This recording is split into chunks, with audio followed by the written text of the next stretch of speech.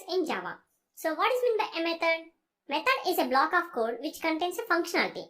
So for example, if you consider car as an example, the car will have some functionalities, right? Driving the car is a functionality, applying the brakes is a functionality, going in the reverse direction is a functionality, switching on the headlights is a functionality, right? So all these are called as functionalities of a car, right?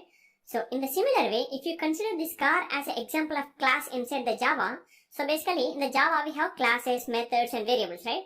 So if you consider this car as an example of class inside the Java, then you need to provide all these functionalities also inside the class, right? That means you need to implement all the functionalities inside the class, okay? So here implementing means you need to write the code of these functionalities, right? So you cannot directly write the code inside the class, right? So you need to use some kind of a block for that, and inside the block you need to write the code. So that block is nothing but the method, okay? So that is why I am saying method is a block of code which contains a functionality, okay? So here this is the syntax for a method, okay? So if you look at this one, the first one is access modifier. Then we have static or non-static keyword. Then return type. And then method name. And after the method name, we need to open the parenthesis and close the parenthesis. Within the parenthesis, we need to pass the parameters. Okay, params is nothing but parameters. Then throws. And we need to provide the exception list. And open the curly braces and close the curly braces. So within the curly braces, we need to provide the method body. Okay. So now we will discuss about each and every of this keyword. Okay.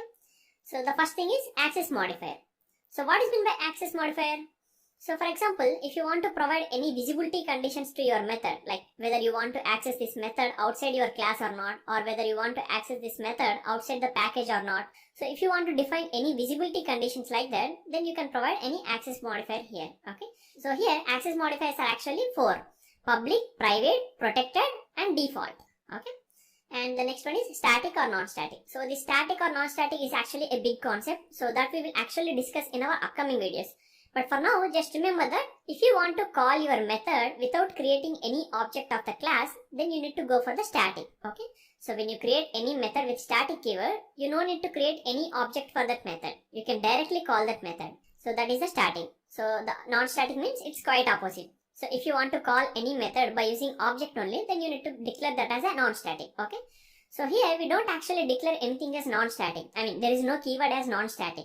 So if you want to declare any method as static, we need to write the keyword. But for non-static, we will just leave it empty. Okay. And the next one is return type. So here I am performing some operations inside the method, right? So every method is providing some functionality. That means I am performing some operations, right? So after performing the operations, if you want to return any value, then you need to use the return type. Okay. By default, it will be void. That means if you are not returning any value, then it will be void. So if you are returning integer value, you need to declare it as an integer. If you are returning boolean value, you need to declare this as a boolean. Okay. So the next one is method name. So it is actually a user defined choice. Okay. So Java does not recommend anything here. And the next one is parameters. Okay. So after the method name, we need to open the parenthesis and close the parenthesis. So within the parenthesis, we need to write the parameters. So here I have directly given params, right? So it is actually multiple parameters. You can pass one parameter or two parameters or n number of parameters actually. So these parameters can be of any data type. Like you can pass one integer, you can pass one string, you can pass one boolean. Okay. So it is not like only you need to pass the string values, only you need to pass the integer values or something like that. Okay. So why we are actually passing these parameters? So for example, if you want to pass any information to the method. So let's say draw rectangle is a method. Okay. So in the draw rectangle method, we need to pass how much width you want to draw and how much height you want to draw, right? So those are the parameters or those are the inputs you can say. So those inputs are called as parameters. Okay. You want to pass these values outside the method. Okay. When you are calling this method, you want to pass those inputs. So that is why we are calling them as parameters. Okay. And next we need to write the throws keyword. And after the throws keyword, we need to mention what kind of exceptions this method can actually throw. So when you are writing any code, that code may contain any exception, right? So it may throw any exception. So those exceptions you can directly declare here. So that means you are actually saying that this method can return these kind of exceptions. Okay. So you are predefinedly declaring that, okay, these are the exceptions that this method can throw. So those exception list you need to mention here. Okay. So while you are writing multiple exceptions, you need to provide comma here. So in the similar way for parameters also, if you are passing multiple parameters, you need to use a comma. Okay. Then open the curly brackets and close the curly brackets. Within the curly brackets, we need to write the method body. So this can be anything. Actually, it is a Java code basically. Okay. So here I have given some example. So public static void test. So this public is an access modifier. You can see here.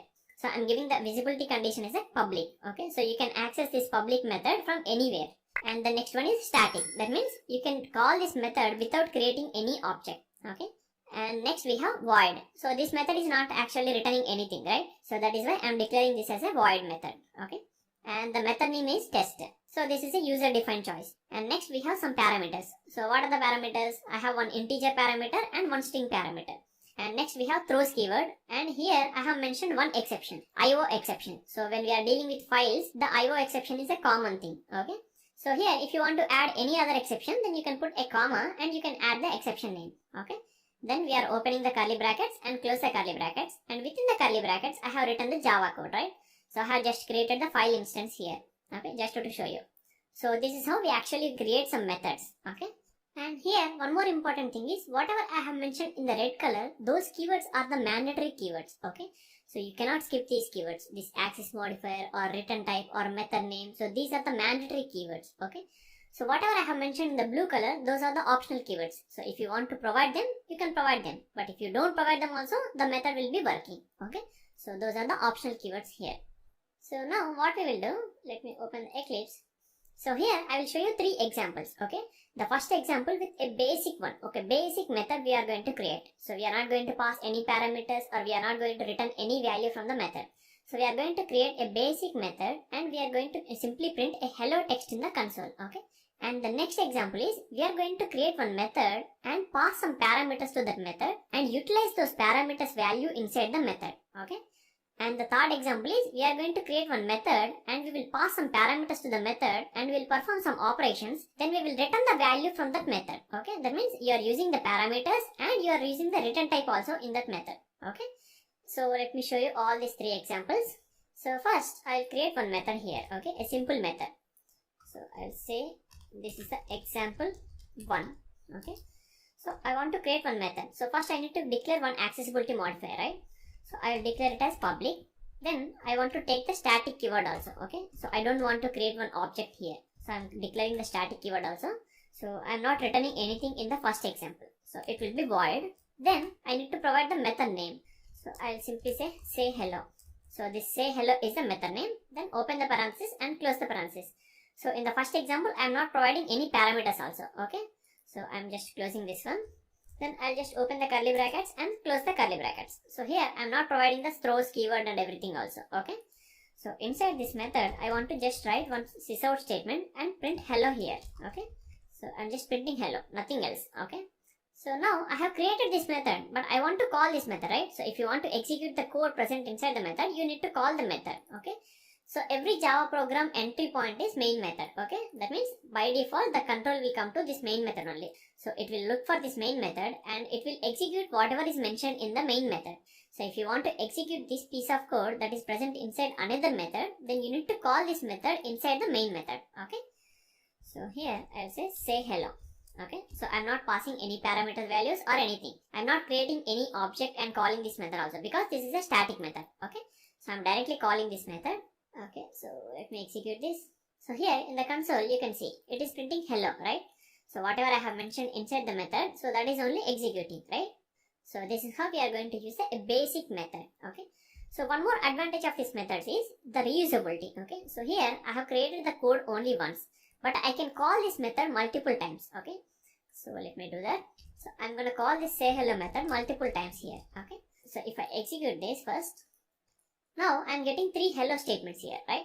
But inside this program, I am not writing anyway 3 hello statements. I have written this statement only once, but I am reusing this method multiple times. Okay, so that is why I am getting 3 times hello. Okay, so that means the methods also provide the reusability concept. Okay, so next let's move to the second example.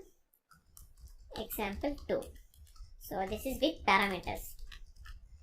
So here first I'll create one method, public static. So this is also I am declaring as static. So I am not returning anything here. So it will be void. And the method name is greet. Okay. So here I am going to pass one string value. So I'll say the name and open the curly brackets and close the curly brackets. So here in the second example, what I am going to do, I want to say hello to the user. Okay. So in the first example, I am simply saying the hello, right? So in the second example, I want to say hello to the user with the name what I have provided. Okay. For example, if I provide John, it should say hello John. Okay. So that means I'm going to use this data, right? So let me write the sysout statement. So first I'll write hello, then give a space, and I need to concatenate this name, right? So I need to copy this name variable. So here let me just call this method. So let me remove this. So the method name is greet, right? So here I need to provide some name. So I will say John. So after this I need to put a semicolon. So let me execute this method. So here it is saying hello John. Okay. So if I change this one to John C, so what happens? Here it will say hello John C. Okay. So that means with a different set of input you are getting different output, right? So that is the main advantage of the parameters here. So you are going to pass a different value to the method and you are going to get a different output. Okay. So each time when you pass a different input, you are going to get a different output. So that is the second method. And in the third example, we are going to see with parameters as well as return type. Okay. And return value, you can say. So first let me create one method. So here in the third example, I want to add two numbers and I want to return the result of the two numbers. Okay. So I'll say static.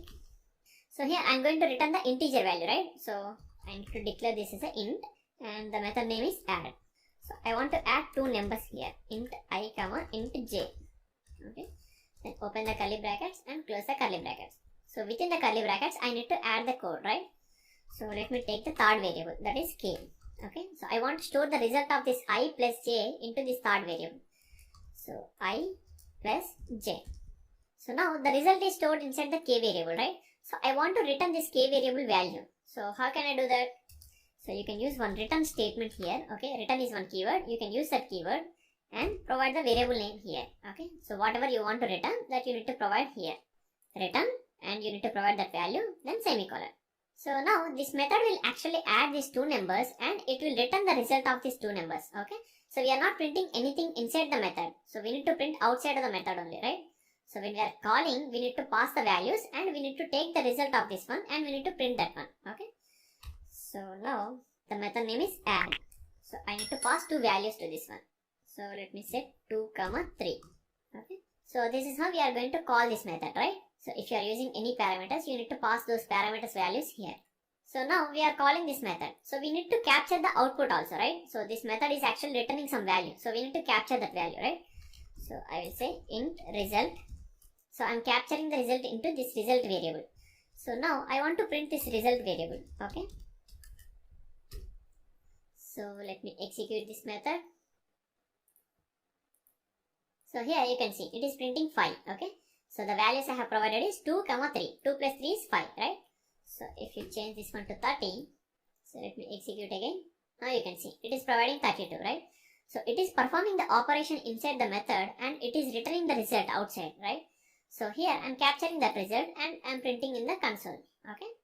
So this is how you need to use the methods. So in the first example, I am just showing you how you can create one basic method and you can print the values. Okay. You can perform some actions. So you are not passing any parameters or you are not returning any values also. So this is a basic method.